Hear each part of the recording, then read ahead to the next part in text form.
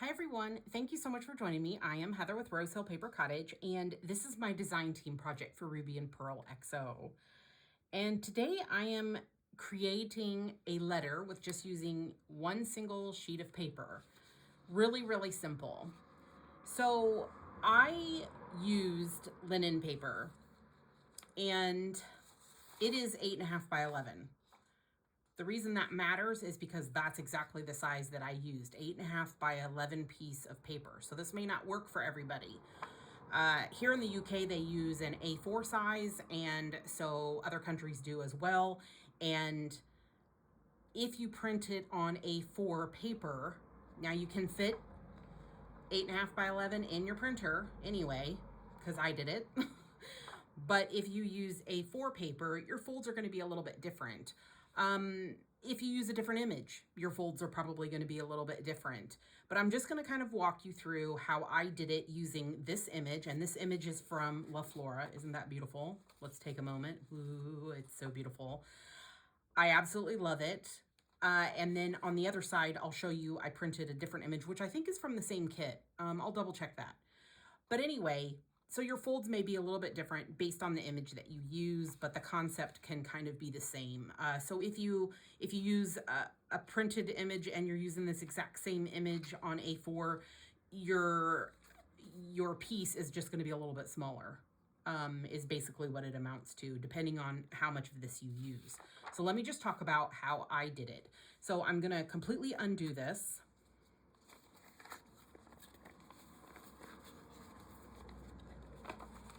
And then I'll show you, I used an 8.5 by 11 piece of paper. So that's what I used. That's what I started with. And then this is a little bit wider than the A4 size. And the printed image is a little bit smaller when you do the fit to frame, where you want all of the image to fit inside, because if you don't do that, then you may lose, some of the detail, which may work out as well. It just depends. It depends on your overall look. Now, when I printed this image, I had no idea how I was going to fold the paper. So just print an image and see how it works out for you. You don't even have to fold it this direction. Now, I've done this before where I folded a paper. I did a little bit different. I made a little, kind of like a little pocket on it, I believe. However, I'm just gonna fold this piece of paper and make this letter. That's it. I didn't add any other additional pieces to it. Nothing, just, the little bit of embellishment, and that was it.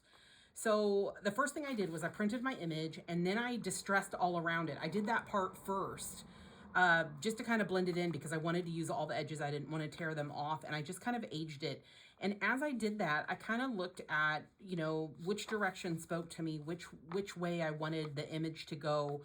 And so I ultimately decided, obviously, that I was going to go with this image. So when I did my first fold, or this part of the image, I should say.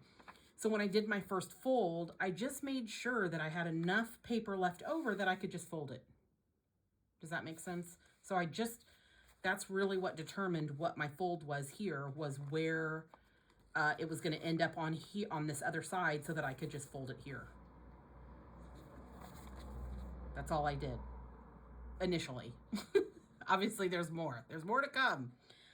So once I determined that fold, then I wanted to determine my next fold to make it like a letter, like a folded letter. So I saw this part up here where the writing was already like this way, and I thought, ooh, if I just take it and I just go here. So I did this before even making any permanent crease. I was like, that's cute, and then I can tuck this in there. And so that's what determined my fold here. So I just folded not all the way down. I left a good ½ inch, maybe a little bit more, right there. And then I was like, oh, I can just tuck this in right here. Because initially I was thinking, oh, I could just, clip it here, because this would be cute too, clip here, little bow, there you go. Or flip it over this way, little bow, there you go. But then I thought I could just tuck it inside here. And after I tucked it in, that's when I realized that, this could really look like letter-like. So I've just added this in here, like that. And then I did a little bit of stamping here with some like postage themed stamps, and then used an authentic postage stamp there just to bring in a little bit more of the blue. It's very subtle throughout. And then I thought, oh, I'll just do a cute little, clip up here. And then like, how cute is that? That's so cute. I thought that was adorable. So inside, did I show the inside?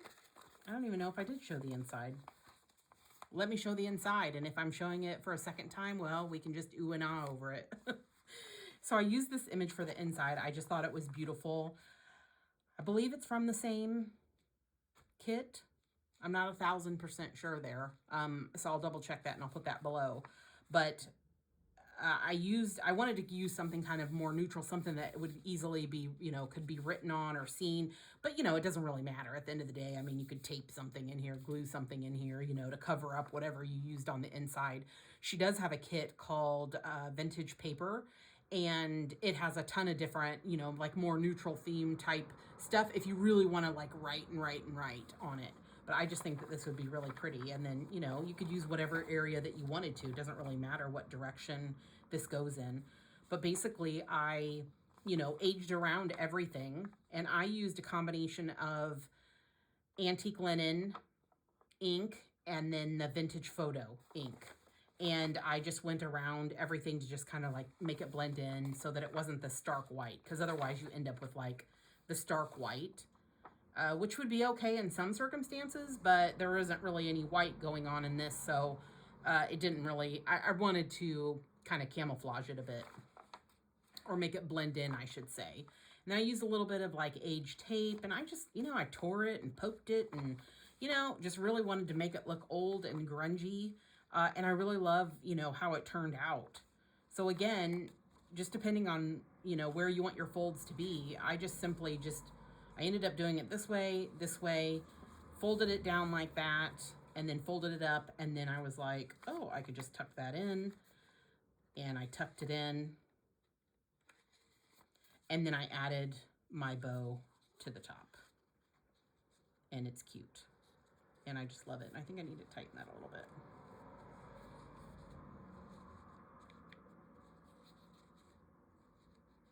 There we go.